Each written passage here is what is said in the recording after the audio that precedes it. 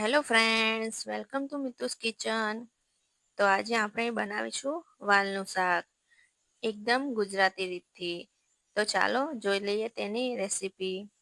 તો તેના માટે મેં અહીંયા વાલને 7 થી 8 કલાક માટે પલાળીને રાખ્યા હતા.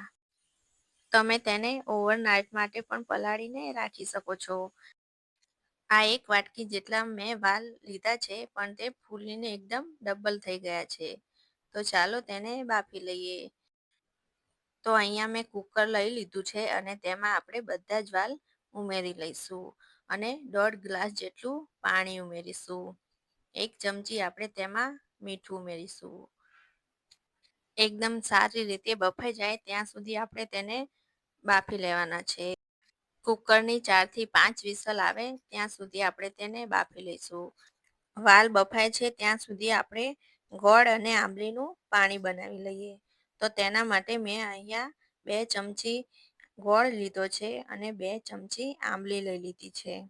તેમાં આપણે થોડુંક પાણી ઉમેરીને 5 થી 7 મિનિટ જેટલું તેને ઉકાળી લઈશું. શાકમાં આપણે ચણાનો લોટ પણ ઉમેરીશું. તો અહીંયા મેં 2 ચમચી જેટલો ચણાનો લોટ લઈ લીધો છે. તેમાં થોડુંક પાણી ઉમેરીને તેમાં ગાંઠા ના રહે એવી રીતે તેનું એક બેટર તૈયાર કરી લઈશું. ચણાનો લોટ ઉમેરવાથી શાકની ગ્રેવી પણ એકદમ ઘટ્ટ થશે અને શાકનો સ્વાદ પણ એકદમ સરસ આવશે. તો આ રીતનું એક બેટર તૈયાર કરી લઈશું. તો અહીંયા ગોળ અને આંબલીનું પાણી પણ ઉકળી ગયું છે, તો તેને ગાળી લઈશું. તો આપણે વાલને પણ ચેક કરી લઈએ.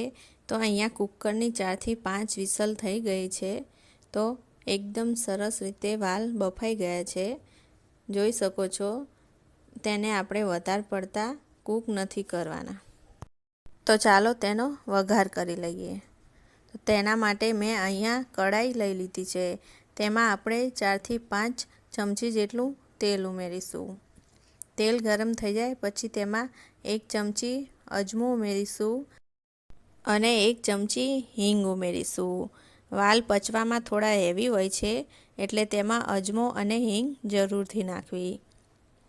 હિંગ અને અજમો થઈ જાય પછી તેમાં આપણે 2 મીડિયમ સાઇઝના ટમેટાને આ રીતે ગ્રેવી કરીને તેમાં ઉમેરી લઈશું. બધું મિક્સ કરીને આપણે ટામેટાની ગ્રેવીને 2 મિનિટ જેટલું થવા દઈશું.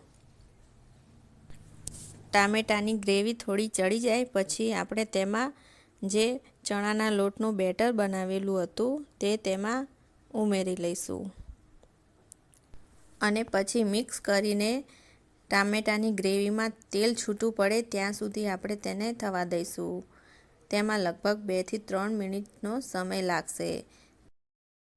થોડીવાર પછી ચણાનો લોટ પણ એકદમ સરસ રીતે શેકાઈ જશે.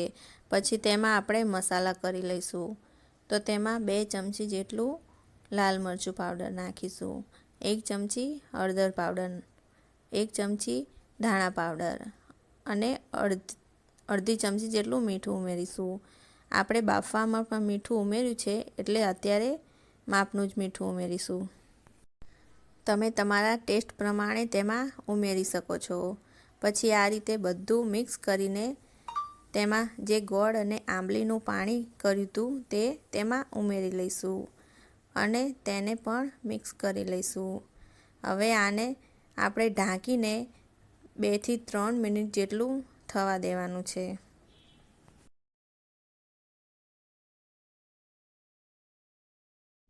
2 થી 3 મિનિટ જેટલું થઈ ગયું છે અને ગ્રેવીમાંથી એકદમ તેલ પણ સરસ છૂટું પડી ગયું છે. તો હવે તેમાં જે આપણે વાલ બાફીને રાખ્યા હતા તે ઉમેરી લઈશું અને તેને પણ મિક્સ કરી લઈશું. તો આ શાકમાં ગોળ અને આંબલીનું પાણી નાખવાથી તેનો સ્વાદ એકદમ સરસ આવે છે. પછી તેમાં અડધા ગ્લાસ જેટલું પાણી ઉમેરીને તેને પણ મિક્સ કરી લઈશું. તમારે જેવી ગ્રેવી રાખવી હોય તમે તે રીતે તેમાં પાણી ઉમેરી શકો છો. પછી તેને ઢાંકીને આપણે 2 થી 3 મિનિટ જેટલું થવા દઈશું. ગેસની ફ્લેમને આપણે મીડિયમ જ રાખીશું.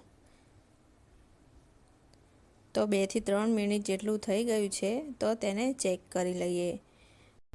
તો અત્યારે શાકમાં રસો થોડો આ રીતે લાગે છે, પણ જ્યારે તે ઠંડુ થશે ત્યારે તે એકદમ થીક થઈ જશે. તો આપણું ચટપટું એવું વાલનું શાક તૈયાર છે. તેમાં આપણે ઉપરથી કોથમીર એડ કરીશું અને ગરમ મસાલો ઉમેરી લઈશું અને મિક્સ કરી લઈશું. તો આપણું શાક એકદમ તૈયાર છે. તમે તેને પૂરી, ભાત કે રોટલી સાથે પણ સર્વ કરી શકો છો. જો તમને મારી આ રેસીપી ગમી હોય તો લાઈક કરજો, શેર કરજો અને સબસ્ક્રાઈબ કરજો. હવે ગેસને બંધ કરીને તેને સર્વ કરી લઈશું.